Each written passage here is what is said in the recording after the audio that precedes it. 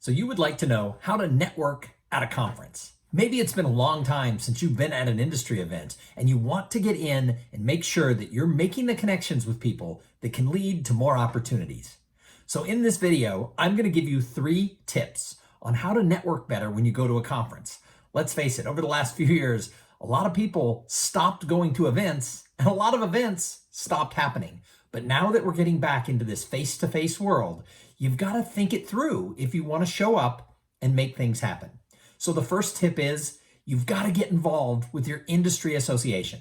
Now, this might be the industry that you work in, or it also could be an industry where all your clients work. But if you don't join the association and regularly show up at the events, you're not going to be the person who's the best known.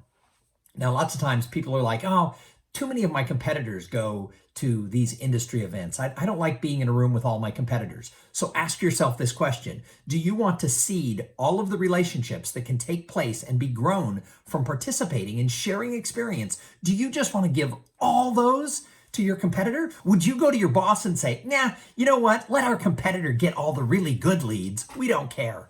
I think it's a silly thing when people say they're not going to show up because their competitors are there. That's when you really should show up. Now, one time somebody said, well, my competitor is so well networked. Everybody loves her. I'll never be able to build relationships. I don't believe that either. You got to get in. You got to show up. People have to know who you are. If someone has never heard your name before and you get referred to them, they might be like, well, we already know this other person. But if your name keeps coming up and they see you at industry events and then someone refers you, they're going to sit down and talk to you to see if you're the best person to engage with, to offer your product or your service. So make sure that you get involved with your industry trade group, show up, participate, volunteer, build relationships, and realize you might have to go for a couple of years before you're going to see the payoff. Going to something once does not really boost your networking ability. In fact, meeting someone once doesn't make them part of your network at all. Meeting someone once makes them someone you have met once. And there is a huge difference between someone you've met once and somebody who you've established a long-term and mutually beneficial relationship with.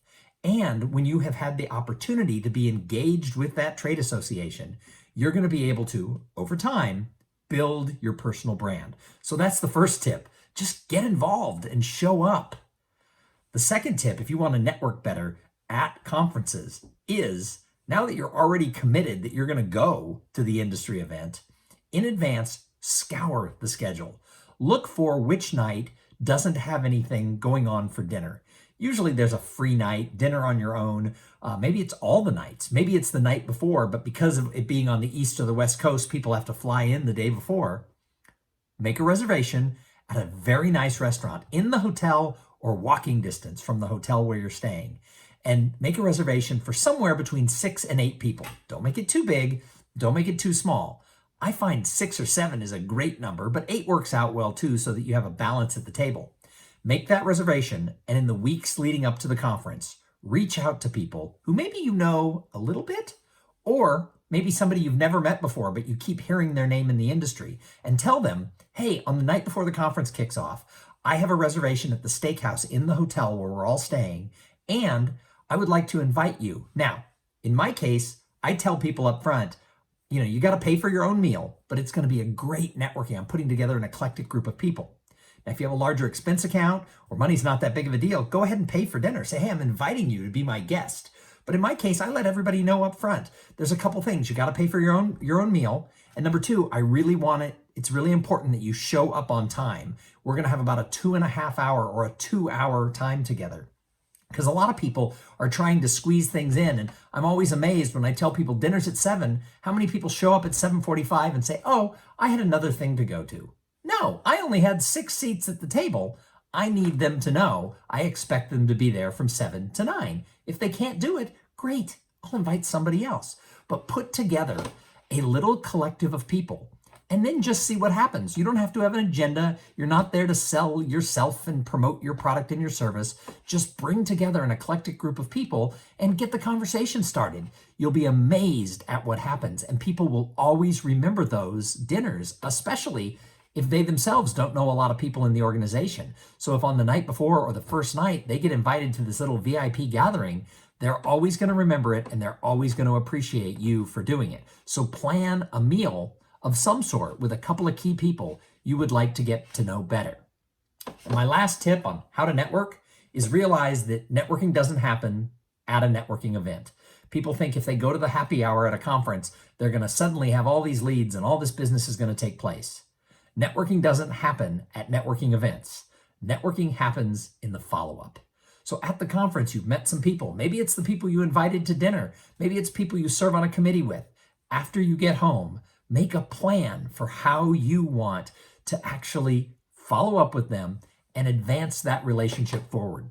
As I said before, meeting someone once doesn't make them part of your network. But even meeting them and having interactions with them 4 and 5 times, they barely know you exist. We live in a world that has a whole lot of noise. So you want to make sure that you're constantly pinging and staying in touch and having conversations with people and providing value. So look for ways to follow up with people, because the better you do at the follow-up, the better chances you have of creating an amazing relationship.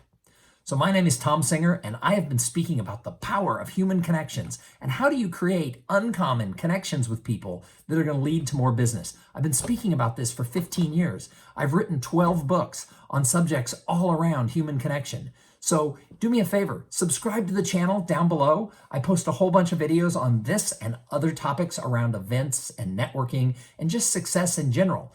So please support the channel just by giving that little subscribe button just a little caress, just a little soft touch. That's all I ask. Hey, and if you like this video, leave a comment about what is your tip on how to network at a conference. All right, thank you very much for watching this video, and I hope our paths cross in real life.